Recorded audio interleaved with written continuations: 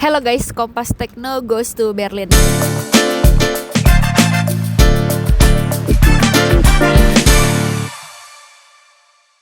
Yes, jadi sekarang gue lagi ada di Berlin, Jerman. Dan kalau kalian lihat, yes, kenapa gue pakai ini? Emang cuaca lagi dingin dan anginnya lagi kencang banget karena di sini udah memasuki bulan yang musim gugur. But anyways, kenapa gue udah di sini? Karena Xiaomi baru aja ngerilis handphone barunya di Berlin, yaitu Xiaomi 14T series yang ada dua model. Yang pertama itu Xiaomi 14T reguler dan yang satunya lagi Xiaomi 14T Pro.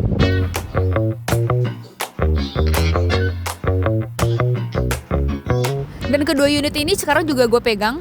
Yang gue pegangin saat ini adalah Xiaomi 14T Pro. Dan kalau kalian lihat, perbedaan paling mencolok adalah yes, di bagian desain belakangnya. Kalau di Xiaomi 13T yang kemarin itu modul kameranya itu kan hitam pekat ya. Dan yang kalau kali ini tuh dibuat baru dengan gaya yang lebih tipis, lebih minimalis dan lebih kelihatannya modern juga. Ada 3 kamera belakang dan 1 lampu kilat LED dan diposisikan 2x2 kayak dadu kayak gini. Karena kita lagi ngebahas desain kamera belakangnya juga, gue juga pengen kasih tahu nilai jual dari handphone ini. Yes, di kamera belakangnya guys. Karena for the first time Xiaomi 14T series kali ini ngehadirin kamera sekelas HP flagship, khususnya yang Pro-nya ya. Yang pertama adalah HP ini udah pakai lensa Summilux Leica. Lensa ini juga dikolaborasi dan digabung sama sensor Light Fusion 900 hasil kolaborasi Leica sama Xiaomi. Kamera ini jadi spesial karena sebelumnya lensa dan sensor ini tuh cuman eksklusif hadir di Xiaomi 14 series yang udah dirilis di awal tahun kemarin. Dengan gabungan sensor custom ini juga, Xiaomi 14T Pro ini diklaim bisa nangkep cahaya dengan performa yang lebih baik lagi. Which mean keunggulan itu cocok buat foto di malam hari atau kondisi minim cahaya. Keunggulan ini juga sejalan sama tagline Xiaomi 14 series tahun ini, yaitu Master Light Capture Night. Soal konfigurasi kameranya sendiri, seperti yang gue bilang sebelumnya, ada 3.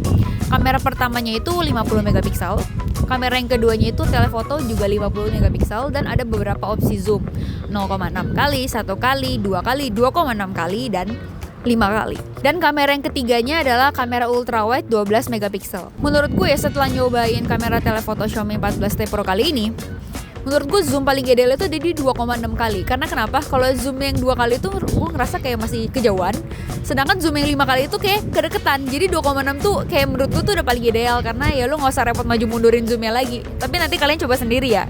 Menurut kalian kayak gimana? Bener gak sesuai dengan uji coba gue di sini? Sama satu kamera yang lagi yang di depan itu ada 32 megapiksel. Kamera bisa dipakai buat selfie, buat telekonferensi online, buat meeting online, bisa nge-vlog juga. Dan kamera depannya ini 32 megapiksel udah naik kelas dibanding Xiaomi 13T yang sebelumnya masih di 20 megapiksel. Mode lainnya Xiaomi 14T Pro ini juga ada mode potret. Nah, ini cocok banget buat kalian yang suka main bokeh atau beauty shot. Jadi di mode potret ini ada 4 jenis lensa yang bisa lo mainin, pindah-pindahin. Ada di 23 mm, ada di 35 mm, 60 mm, dan 75 mm. Gue juga udah coba mode kamera ini. Menurut gue ini agak tricky di bagian titik fokusnya sih guys. Karena kenapa? Ketika lo pindah antar satu lensa ke lensa lain, itu tuh berubah titik fokusnya. Jadi ketika ada perubahan itu ya lo harus maju mundurin badan gitu. Karena kan dia gak bisa di zoom kayak kamera biasa yang kayak tinggal pinch in pinch out gitu, nggak bisa. Jadi lo harus maju mundur untuk nentuin titik fokusnya. Jadi ya itu sih kendalanya menurut gue. Tapi buat overall hasil itu menurut gue udah oke banget, apalagi khususnya di malam hari ya. Karena ketika malam ada bokeh kan jadi cantik banget ya foto-fotonya ya. Jadi lebih estetik. Kalau saudaranya yang satu lagi versi reguler Xiaomi 14T ini menurut gue kameranya itu nggak ada perubahan. Karena secara konfigurasi resolusinya ketiga kamera tuh sama. Cuman yang ngebedain itu adalah di image processor. Di Xiaomi 14T yang reguler ini pakainya sensor Sony IMX906. Perbedaan ini tuh bikin hasil fotonya tuh mirip tapi nggak mirip. Secara keseluruhan, kalau misalnya lu sekilas foto dan nggak terlalu teknis secara fotografi banget, ini tuh sebenarnya nggak terlalu ada perbedaan gitu guys. Cuman kalau misalnya lu cukup detail dengan beberapa warna, khususnya warna kuning, warna merah, ini tuh cukup kelihatan perbedaannya. Yang 14T Pro dan 14T ini lu bisa ngebedain dari perbedaan warna khususnya di malam hari. Tapi secara keseluruhan nggak sampai signifikan banget sih perbedaannya. Kalau dari klaim Leica yang kemarin di acara Xiaomi event, pihak Leica tuh bilang sebenarnya antara Xiaomi 14T dan 14T Pro ini nggak ada perbedaan secara signifikan untuk hasil gambarnya. Bahkan keduanya sama-sama unggul dan sama-sama bagus gitu. Tapi yang paling membedakan banget secara teknisnya itu adalah image processingnya. Yang versi Pro itu lebih cepat dibandingkan yang versi regulernya. Sebenarnya perbedaan kecepatan ini juga sebenarnya dipengaruhi sama chipsetnya sih, karena keduanya ini ditenagai sama chipset yang berbeda. Kalau yang Xiaomi 14T regular ini ditenagain sama MediaTek Dimensity 8300 Ultra. Sedangkan Xiaomi 14T Pro itu pakai Dimensity 9300 Plus. Jadi ya kelihatan ya perbedaannya. Itu yang jadi ngebedain lah, khususnya di bagian image processing di fotografinya. Nah, gue juga sempat nguji performa chipset Xiaomi 14T pakai apps Antutu, Geekbench 3, dan PCMark. Ini hasil skornya. Buat yang Antutu, gue cek 3 kali. Dengan hasil pengujian ini, skor Antutunya tuh berkisar dari 970.000 poin sampai 1,1 juta poin. Konfigurasi kamera ini kan juga kalian lihat nih, 2x2 ini kayak dado gini. Nah, bagian belakangnya ini materialnya itu juga pakai polikarbonat dan ada efek-efek glitternya gitu kalau kalian beli varian warna hitam kayak gue sekarang. Jadi ketika dipantulin nih ke cahaya matahari itu tuh ada efek glitter-glitternya gitu, bikin desainnya mewah.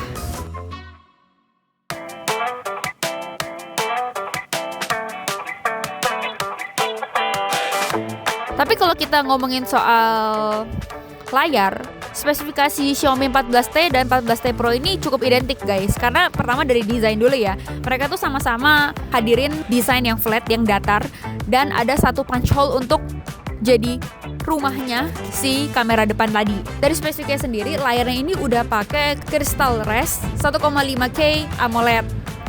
Ukuran layarnya itu juga sama, 6,7 inci. Refresh rate-nya udah 144 Hz, jadi bakal mulus kalau main game. Resolusinya juga udah Full HD. And you know what guys, tingkat kecerahannya itu udah 4000 nits.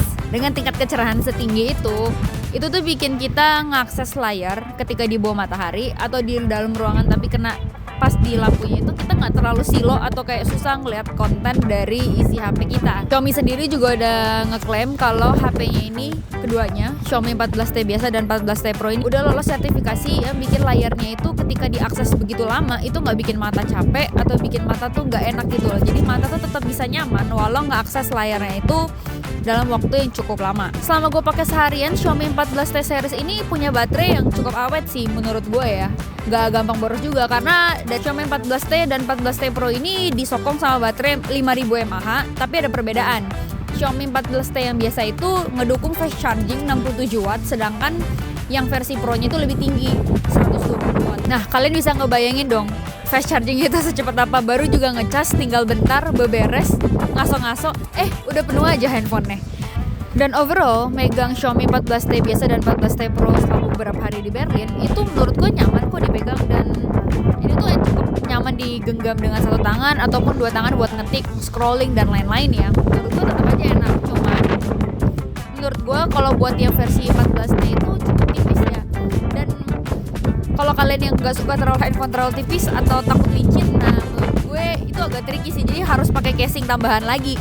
Nah versi yang 14T Pro ini lebih tebal seperti yang gue bilang sebelumnya, lebih bulky gitu. Jadi menurut gue kalau kalian sama kayak gue tuh suka HP yang gak terlalu tipis gitu. Jadi ketika dipegang tuh kayaknya berasa ini handphone gitu, kayak kalau terlalu tipis tuh takut licin.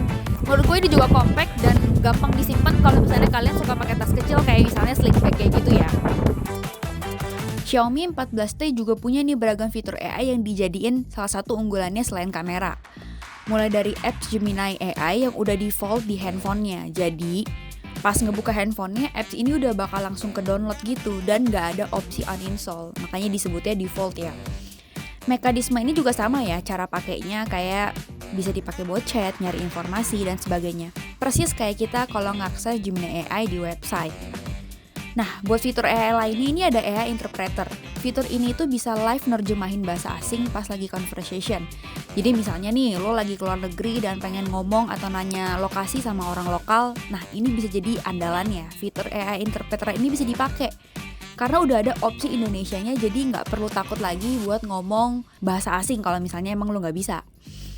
Cuman fitur ini itu based on koneksi internet ya. Jadi ketika internet lo itu nggak stabil, nah ini agak-agak nge-lag dan butuh waktu yang lama nih untuk nge-generate bahasa asingnya, bahasa Indonesia ke bahasa asing. Jadi pastiin pas lo pakai fitur AI Interpreter ini, koneksi internetnya juga stabil. Terus ada juga AI Recorder sama AI Notes. Fitur ini tuh bisa bikin transkrip secara langsung dan ngebedain beberapa pembicara sekaligus. Jadi pas lo ngobrol nih ngerekam ada suara A, suara B, suara C misalnya. Ketika ditranscribe, Dia itu AI ini bakal ngebedain, oh ini suara orang satu, suara orang dua, dan suara orang tiga. Jadi ketika lu transkrip, baca ulang lagi, lu bisa tahu nih ini suara siapa. Jadi bisa mempermudah lu buat ninjau isi rekaman yang tadi udah lu rekam. Hasil transkrip tadi itu juga bisa diringkas loh dalam bentuk poin-poin. Jadi bisa lebih cepet nih, kira-kira poin pembahasan apa sih yang tadi dibahas di rekaman. Jadi mempermudah lu untuk dapet inti dari informasinya. Kalau AI Notes kita juga bisa pakai buat cek typo, ngebikin layout tulisan, ngeringkas catatan, dan sebagainya. Jadi misalnya nih, habis nyatat sesuatu di notes terus panjang dan ribet banget bikin ringkasannya. Lu bisa pakai bantuan si AI buat ngeringkas isi catatan lo. Jadi nanti ringkasannya itu dibuat dalam bentuk poin-poin. Nah, sebagai user, AI ini juga bisa dipakai buat ngatur layoutnya. Jadi layout ini maksudnya ngebedain mana tulisannya yang gede, mana tulisannya kecil. Jadi kayak mana tulisan yang pengen lu jadiin heading 1, heading 2, heading 3 gitu. Jadi tulisannya lebih proper dan jadi lebih rapi. Buat fitur AI editing, ini bisa ngilangin objek bayangan, terus ngisi bagian kosong dari sebuah foto, dan sebagainya. AI ini cukup pinter sih, apalagi waktu ngisi bagian kosong dalam sebuah foto. Berasanya tuh editannya smooth, cukup mulus, padahal bagian yang diisi ini cukup kompleks ya waktu itu. Kalau nggak salah fotonya ini gambar bangunan. Cuman kalau hapus objek ini agak PR, karena kita harus ngapus beberapa kali dan ngegenerate fotonya itu beberapa kali sampai objek yang pengen dihapus ini tuh bener-bener hilang. Kemudian ada fitur AI Film, ini bisa bikin kumpulan foto dan video ini jadi dalam satu vlog video gitu. Jadi lo gak perlu ribet-ribet lagi ngedit, lo bisa tinggal pilih nih comot foto video yang pengen lo gabung dijadi satu konten, nanti AI-nya bakal ngegenerate. Menariknya adalah kita gak butuh nih aplikasi tambahan atau third apps lagi, karena semuanya ini bisa dilakuin di satu apps galerinya Xiaomi 14T. Bisa tambahin teks, bisa tambahin filter, bahkan background musik sesuai tema. Jadi ada tema yang kayak ngevlog, emosional. Nah ini ngikutin nih, kalau misalnya tema emosional dia kayak black and white, terus lebih temponya lebih slow dan segala macam. Kalau yang vlog ini lebih cheerful, warnanya juga lebih colorful. Tempo antar video satu konten ke konten lain tuh lebih cepat. Jadi lu bisa adjust dan milih sesuai tema yang pengen lu bikin. Dan Xiaomi 14T ini juga udah ngantongin sertifikasi IP68 yang which mean ini tuh bisa tahan air dan tahan debu. Kemampuan tahan air ini juga sempat gue coba waktu di wastafel, jadi gue rendam si Xiaomi 14T-nya ini beberapa waktu. Pas direndam, pas gue angkat lagi, layarnya tuh masih tetap responsif. Bisa buat scrolling IG dan segala macam. Pindahin mode kamera dari portrait, zoom, mode biasa, mode foto video, ini juga masih normal-normal aja. Dan ketika dipakai buat dengerin musik, speakernya juga masih mantep kok. Ini gue coba pakai lagu Metallica, lagu rock, dan speakernya masih quite good. Overall, setelah dicemplungin ke air beberapa waktu ini, handphone ini masih berfungsi normal seperti sedia kalanya. Jadi kalau misalnya kalian nih gak sengaja amit-amit misalnya kecemplung handphonenya, nah ini bisa segera diatasin. Jadi handphone ini bisa tetap aman. Jadi kalian gak perlu khawatir HP-nya kecemplung. Tapi jangan sengaja dicemplungin. Ini kalau gak sengaja doang aja ya. Kesimpulannya menurut gue Xiaomi 14T dan Xiaomi 14T Pro ini dan overall selain desain yang compact, hasil fotonya juga oke untuk buat di malam hari. Terbukti sama klaimnya Xiaomi yang katanya sensor ini bisa nangkep cahaya dengan lebih baik di kondisi malam hari.